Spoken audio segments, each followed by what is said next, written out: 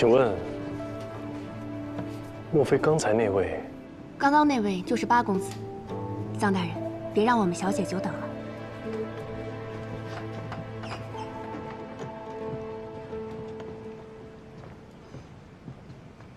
小姐，臧大人来了。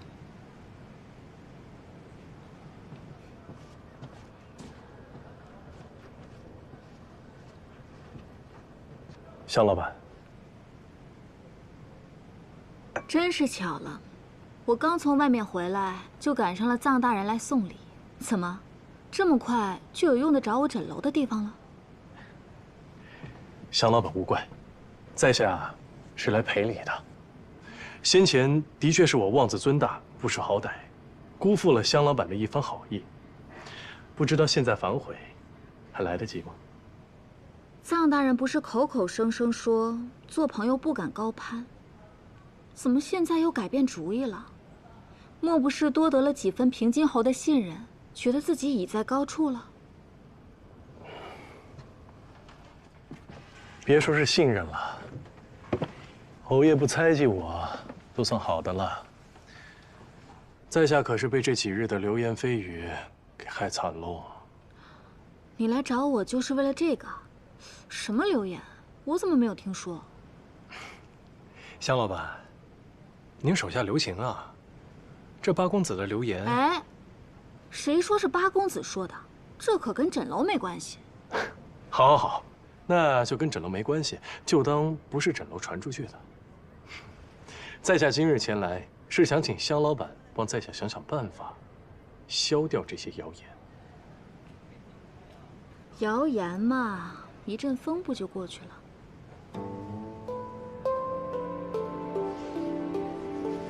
风会过去，但事儿不会。流言会留在人们心里，传着传着，人们就会忘记在哪儿听到的这些消息，到最后都信以为真了。你这么在意啊？我爷说了，要将此事彻查到底。你拿平津侯威胁我？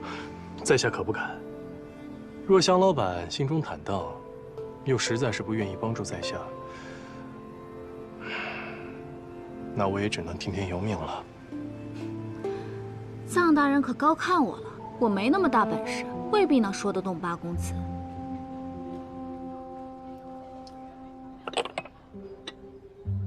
你一定能请得动他。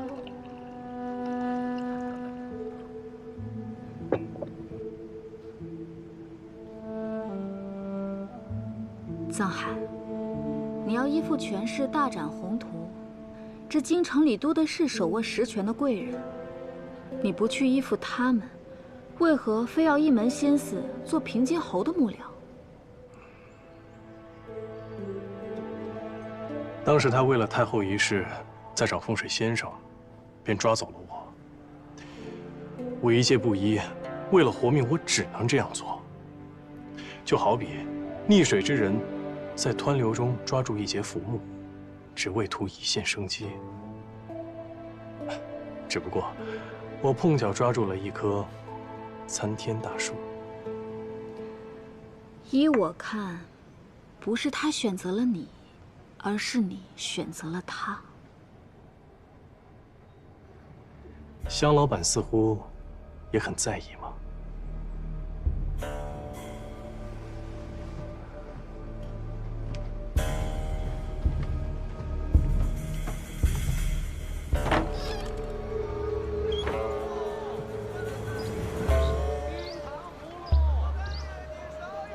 这京城里人情如网，秘密之知，谁和谁有仇，谁和谁有恩，那都是河里的暗礁，看不见也摸不着。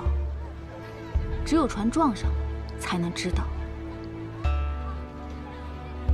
说得好，在下记住了。不过您放心，我不会与你为敌。咱们俩想做的事儿，并不冲突。冲不冲突不是你说了算的。香老板，不妨静观其变。我就在京城，接受你和所有人的审视。谁要看着你啊？将来你是好是坏，和我有什么关系？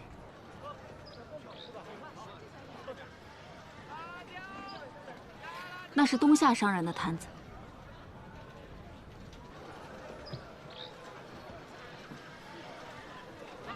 东夏和大庸贸易往来原是平常，只不过京城的生意不好做，又时常有都尉司盘查。他就像你说的，不知不觉接受了无数双眼睛的审视。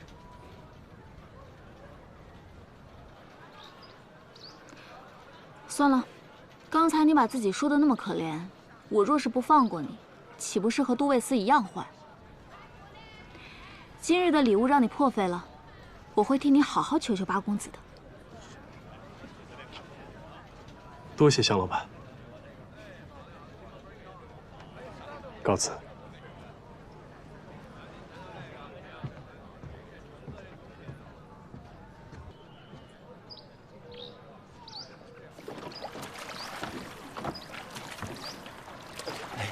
公子要买些什么？随意看看。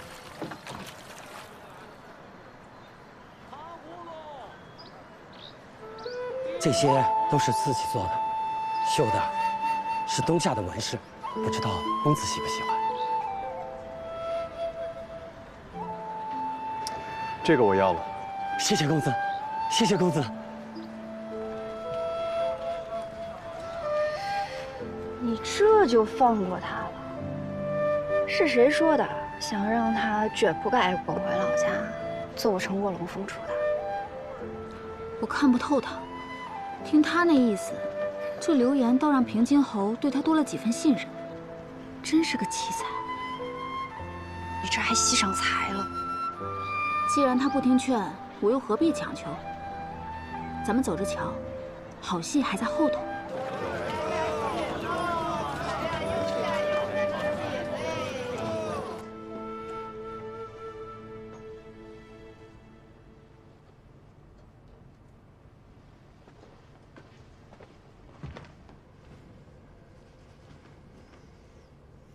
师傅，刺杀平津侯这么大的事情也不和我商量，你是翅膀硬了，会擅作主张了？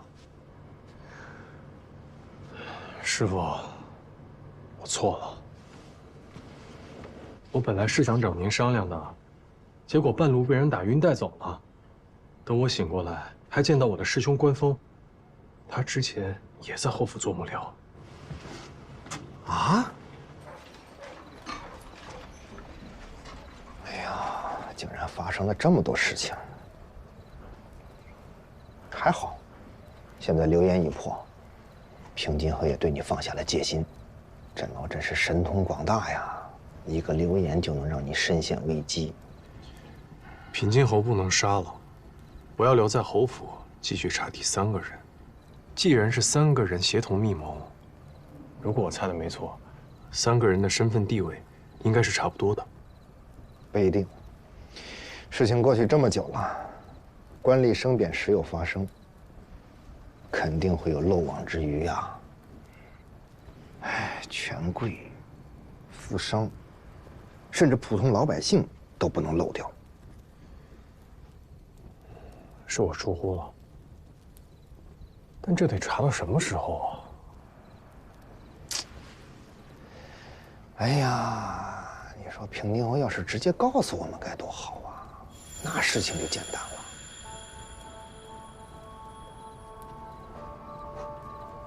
师傅，你说的对。哎呀，我还跟你说笑呢，你还当真了？不是，这事儿真的可以让平津侯亲口说出来。但我不能问，哪怕我跟他关系再亲近，一旦我问了，他就会立刻对我起疑心。所以，我需要一个人，一个可以帮我打探消息、打开平津侯之口的人。那就得是他身边最亲近的人。大夫人蒋襄，贵族出身，自视甚高，你就算对他有价值，他也会把你当狗使唤。庄知府也是一样。况且我如今锋芒太盛，杨真、菊娇都因我而死，他们肯定不会轻易相信我。哎呀，这么说来就剩下一个人了。只可惜庄之行太过脓包，不然他真是一个不错的人选。不，他就是最适合的人选。可是京城老百姓都知道他不受平津侯待见，你确定要他？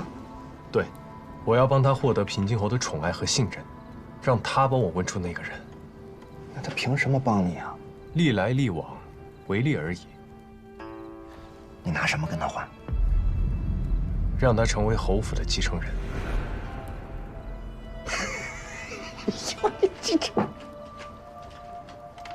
庄知府是侯府嫡子，庄之行就是烂泥扶不上墙，他拿什么去争啊？这就是因为难，才能让他动心啊。我帮他上位，他帮我问出平津侯的秘密，很公平。而且我听说他生母以前是平津侯很宠爱的一位淑人，但是母子二人后来渐渐被冷落遗忘，这样的落差可不是寻常人能受得住的。所以我相信，他不会拒绝。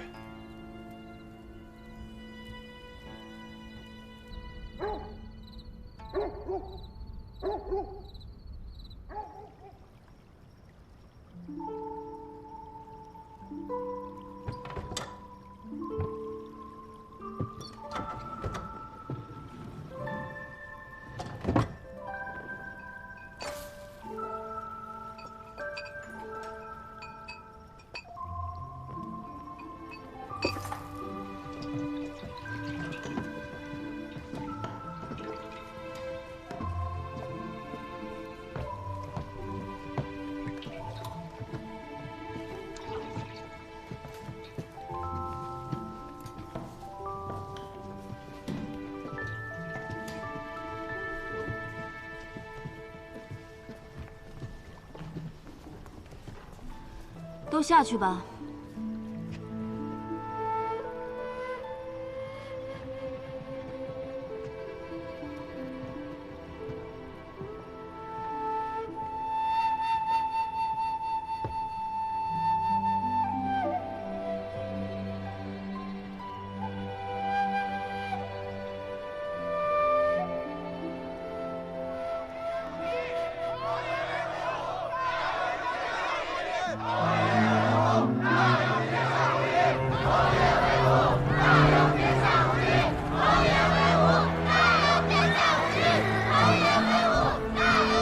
宣东夏郡主觐见。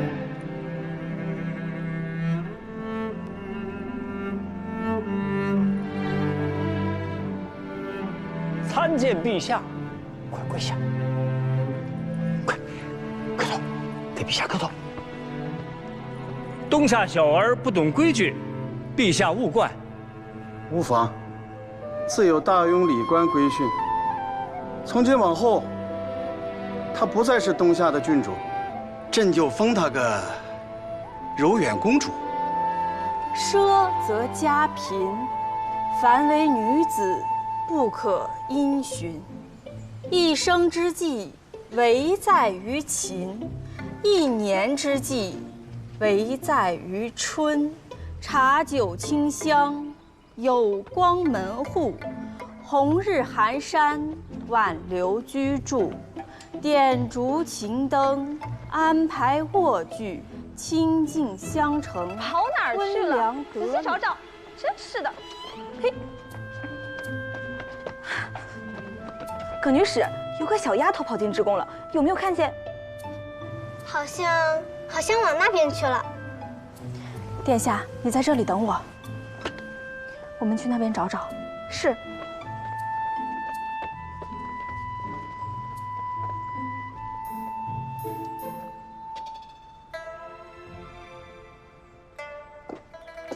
他们走了。你怎么没告诉他们呀？你又没做坏事，干嘛告诉他们？溜进来不算坏事啊。对我来说，溜出去才叫坏事呢。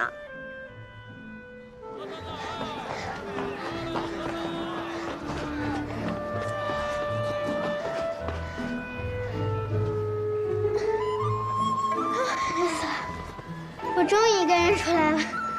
他们管你很严吗？是啊，我出门都会有人跟着。不让我随意和别人聊天。你看，你今天不就自由了吗？只要你愿意，我办法多的很。那以后我们经常一起出来玩。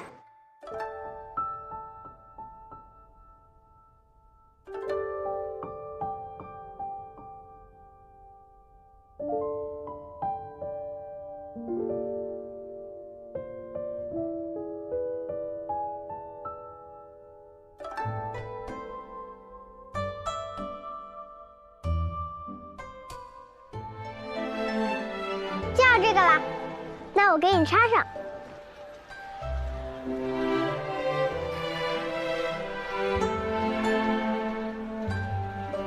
我看看，如何？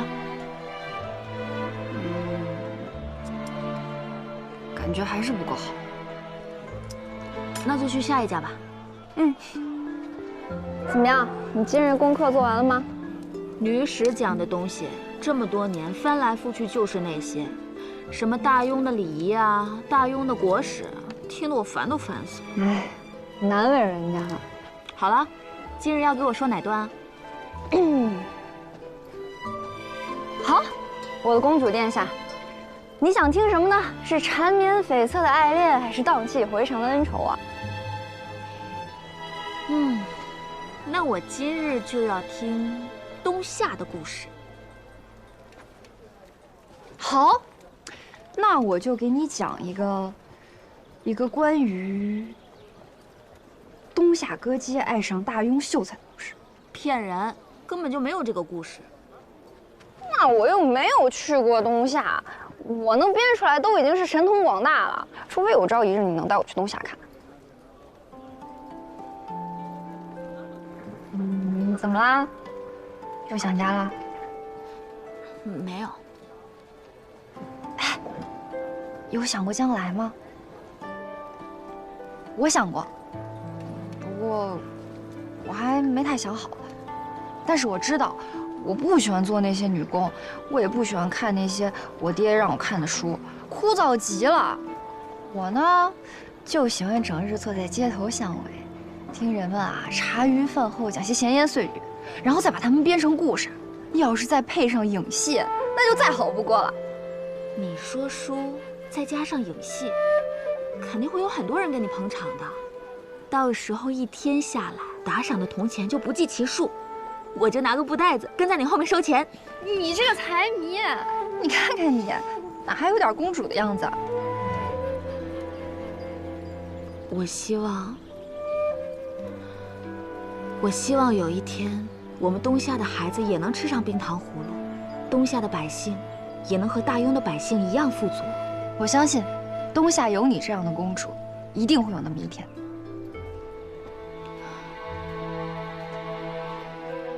可是我现在被困在这京城里，什么也做不了。我这个公主又有什么用呢？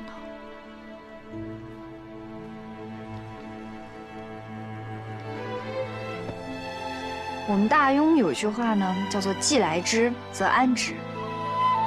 既然过去已经发生的事情我们无法改变，那我们就努力过好眼下的日子。至于你的冬夏子民，你现在虽然身在大庸，但是我相信有一天你一定可以帮到他们。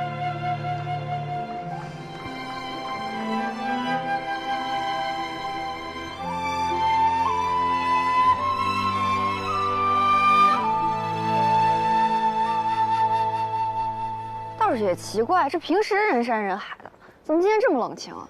因为还没开业啊。啊，你看，这陈楼怎么改成枕楼了？陈楼经营不善，亏了不少钱，现在被我给低价盘下来了。皇上也已经答应我了，从此以后，这枕楼就由我来经营。皇上答应你经营枕楼，你就别问这么多了。这就是本公主的地盘，带你看看啊！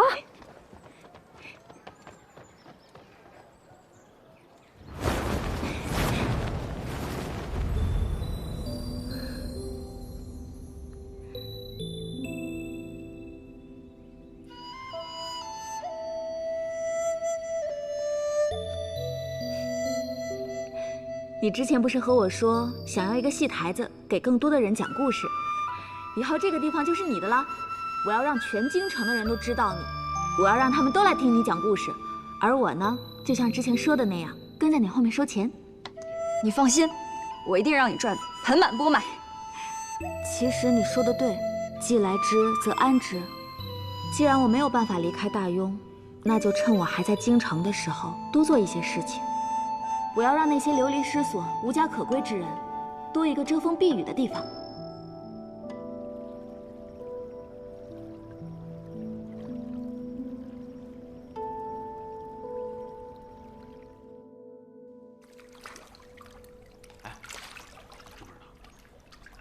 平津侯家的二少爷又在枕楼债台高筑了，这厮有多少？光这个月900两，还真是个败家子儿啊！我听说这吃喝嫖赌样样精通，这个家早晚让他败光，是吧？来，飘嘛！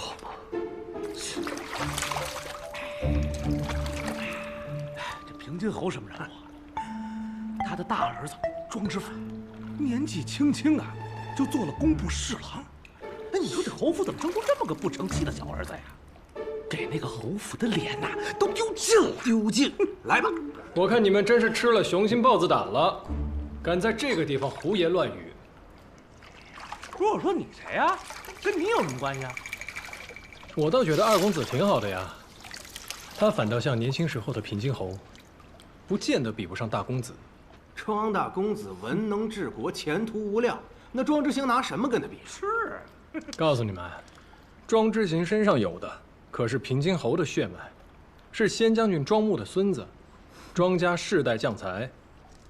庄二公子现在啊，只是不显露山水罢了。假以时日，一定可以名扬天下。就他，兄弟，你太会说笑了你。来。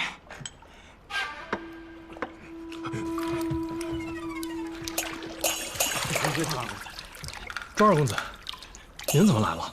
我不能来吗？我不能在这儿吗？没事，你们继续。庄二公子，我们休息完了，您泡。对，您泡。走。哎呀，要不要找人治治他们？京城啊，瞧不起我的人多如牛毛，治不完的。上次叫你来跟我一起泡，那么见外，今儿怎么自己来了呀？在下出身贫寒，没见过世面。上回听了庄二公子对这药浴的一番褒奖，这心里就惦记上了。最近疲于案牍，就抽空过来缓解一下，让二公子见笑了。那你今儿可来对了，今儿这温泉水里加了红花、丹参和当归，有活血化瘀之效。你方才替我说话，我要谢你。这顿早，我请了。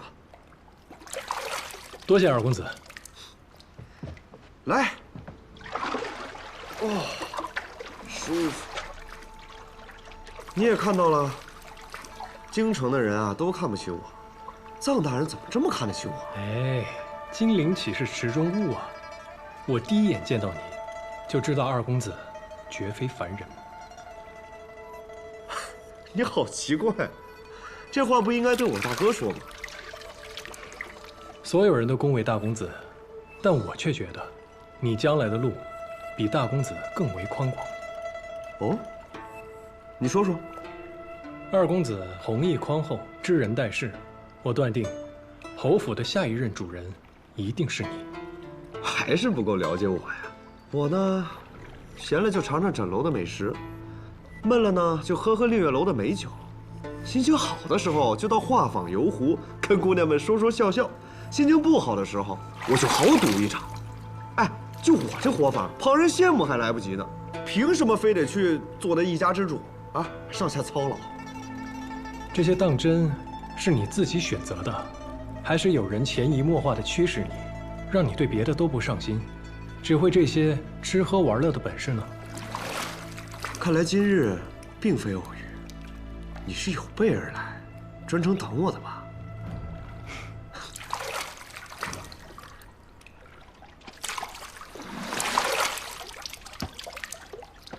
是，偶遇虽假，但这些可都是真的。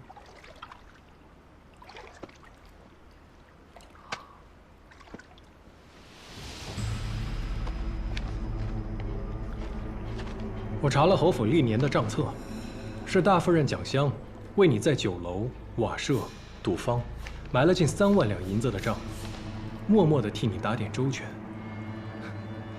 你是觉得自己遇上了一个千载难逢的好母亲呢，还是遇到一个心机深沉，把你养成废人，从此再无力与他儿子争宠的大夫人呢？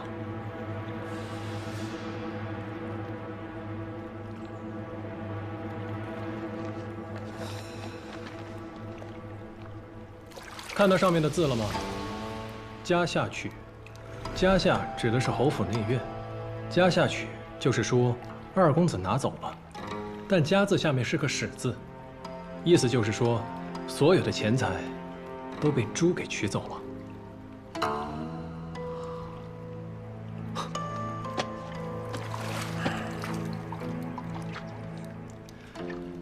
侯府小店，家人团聚之时，二公子却流连于酒肆之间，惹得侯爷失望憎恶。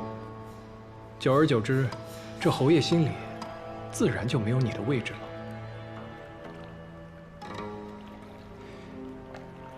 是你自己不想去，还是有人根本就不想让你去呢？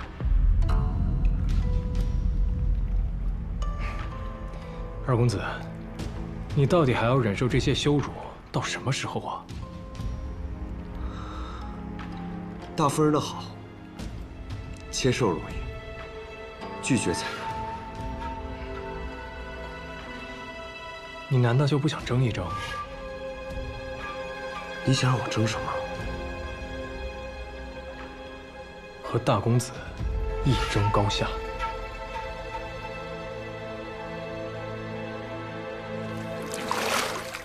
你觉得我真的能行吗？当然可以。大公子资质平庸，既无为君分忧之能，也无笼络人心之才。我看他呀，也就只能到这儿了。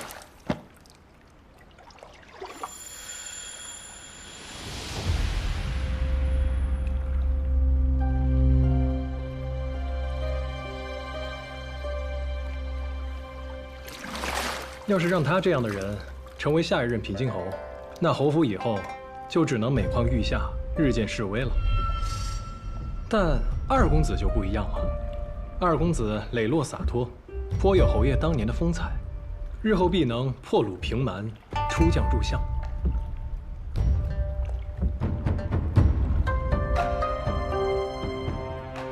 二公子，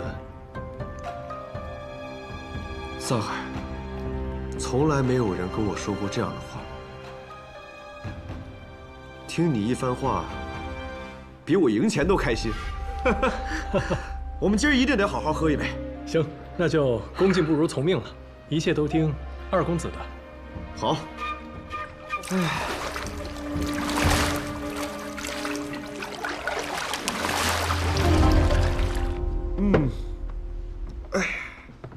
来，这是我一直存在枕楼的屠苏酒，拿出来给你尝尝。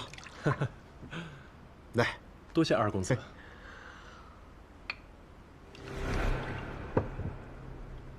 来，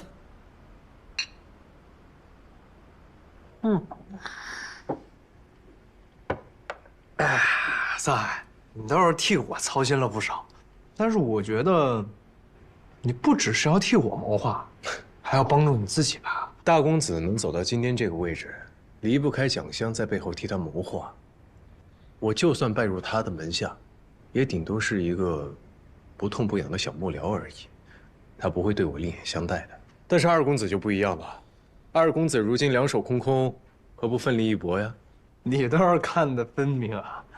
我大哥如今已经在朝堂做官，本就是我爹的指望，你就是帮，也帮不上什么。于是你将榜压在我身上，赢就是以小博大，一个人独赢。你很懂得赌嘛？哎呀，哪儿比得上二公子啊！藏海啊，今日一叙，我才发现原来侯府里还有人替我操心，替我着想。来，我敬你。哎，你这，在下不胜酒力。你这是瞧不起我的酒吗？不，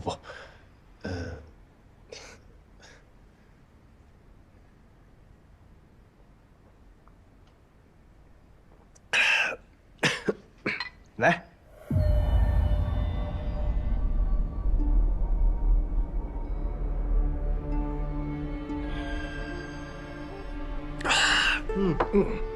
果然是好酒啊！喝酒我行，其他的，我这肩不能扛，手不能提，只懂得享受，恐怕要让你失望了。二公子言重了。不信？我跟你说个事儿。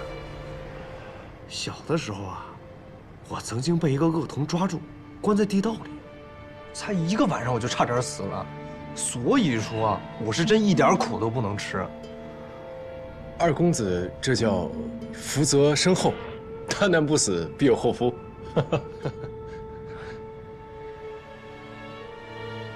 我到现在都记得那个恶童，当时他为了找他爹，被东夏公主鞭打。他把我抓起来，也是为了问出他爹的下落。哎，你知道他爹叫什么吗？在下怎么会知道呢？他爹叫蒯夺，是当年钦天监的监正。不过第2日他家就给灭门了，那小子自然也死了。哎，我记得他当年背上的伤很重，听他们说，那2道疤一横一竖，像一把剑。喏，就跟你这个一模一样。你不会就是那个恶童？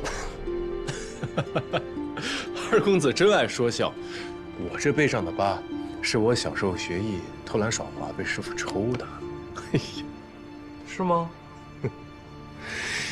不过也对，他早就死了。他要是没死的话，应该跟你差不多大。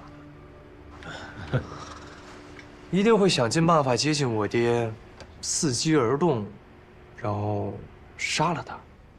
哎呀，二公子，您说的这些话，真是吓到我了。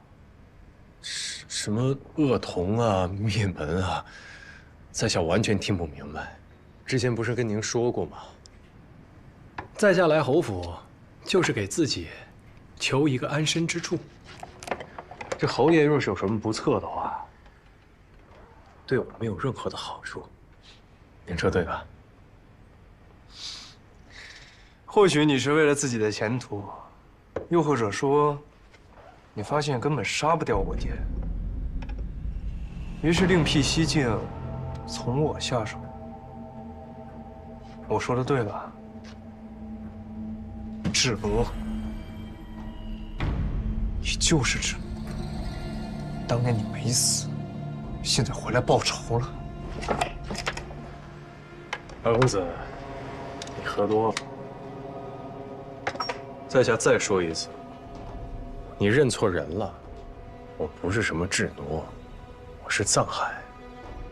二公子若是不相信，可以随便查验我的身份。我现在清醒得很。我告诉你，我和你第一次在财库相遇的时候，我就记住了你。后来杨真、曲娇都因你而死，我就隐隐觉得你不对劲。这屠苏酒里加了川芎和玉桂，即便是陈年伤疤，喝了也会显现出来。二公子，没有人会相信你的胡乱猜测。你背后的疤就是最好的证明。我们可以现在就回去，把这疤给我爹看。无论你是谁，无论你有多好的口才，看看他会不会饶你性命。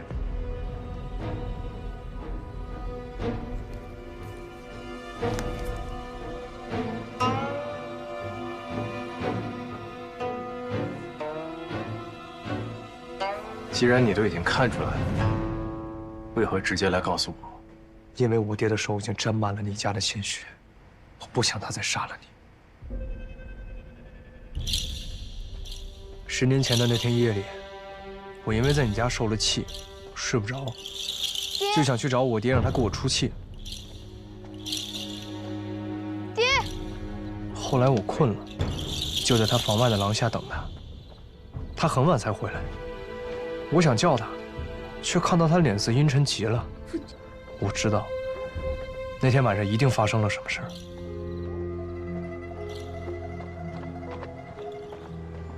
二公子，这大清早的你要去哪儿啊？去蒯家。去蒯家？二公子，去哪个蒯家？还有哪个蒯家？就是陈娇亲天见的那个蒯家。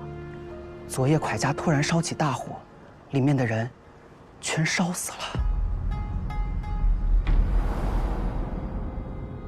但我忽然想起昨夜父亲的脸色，再加上杨真衣袍上有被火燎过的痕迹，我就隐隐觉得蒯家灭门之事与我爹有关。但是我不敢想，我怕一想就成真了。真罗，我知道你这些年一定过得很苦，很恨我爹，但是我不能让你报仇，因为我只有他一个亲人了。你杀他，我一定会先杀了你。离开侯府，离开京城，永远不要再回来。我要是做不到，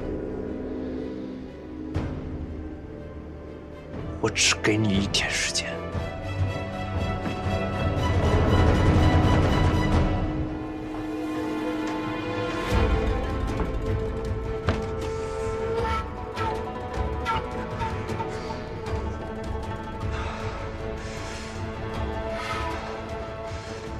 知道的，他比我想象的还要聪明。我与他第一次在财库相遇，他便记住了我。后来我接连除掉了杨真跟曲娇，他便对我起了猜疑。我背上的疤，他虽然没有见过，但他当日听师兄们的描述便记了下来。原本疤痕已经不明显，但是今日在诊楼，他让我喝下秘制的药酒，2条疤便显露了出来。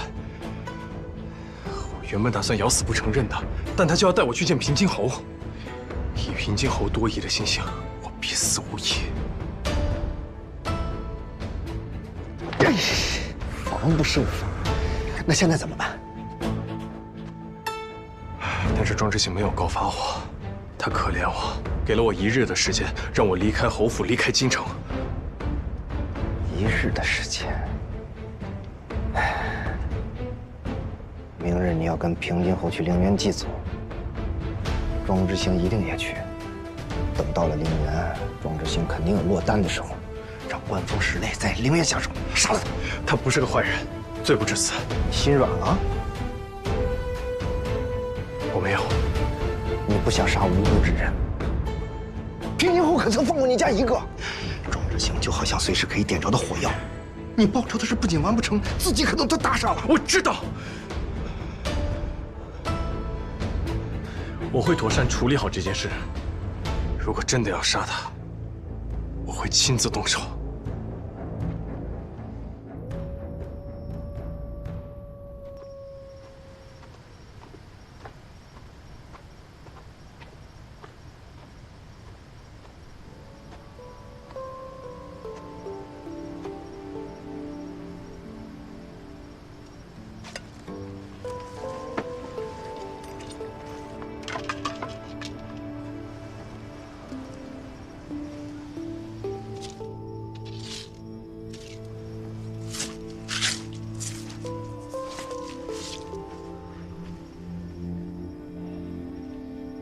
娘，我来看您了。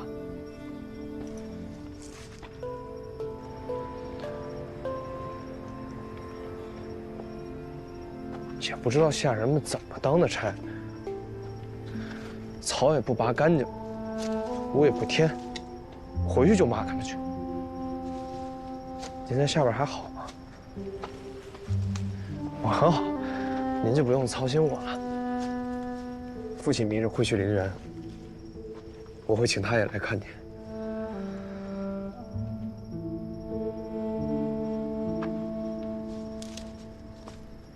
大夫人待我不错，也没有苛待我，只是一直防着我，想把我养成一个废人，不能跟大哥争宠。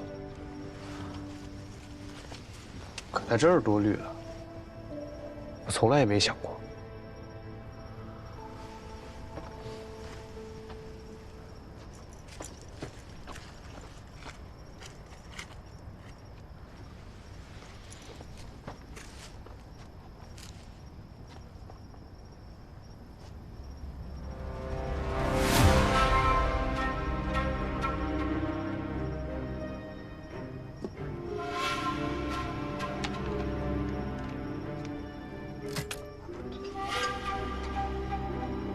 我还遇到了一位故人，我知道他这次回来是要杀了蝶替他全家报仇。我要他离开京城，再也不要回来。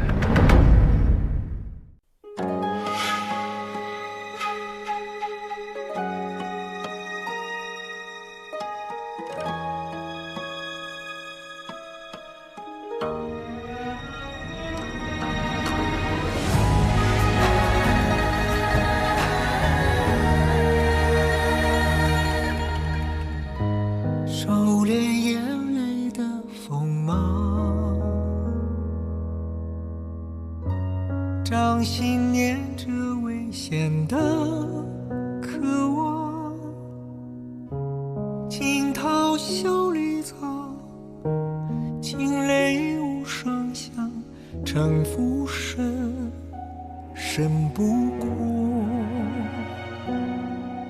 我目眶。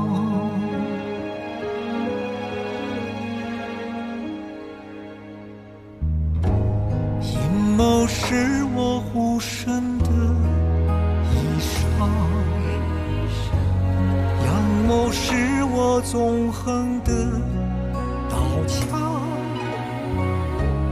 用隐忍的狂，稀释道德藏，也不黑，只因为我心滚烫。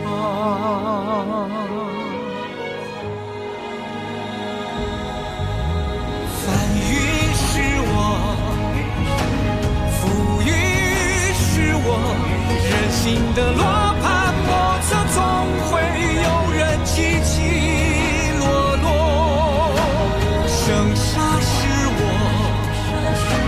雨多是我，上夕阳如烈日赤裸，与君共高歌。芒种是我，秋收是我，天下是我。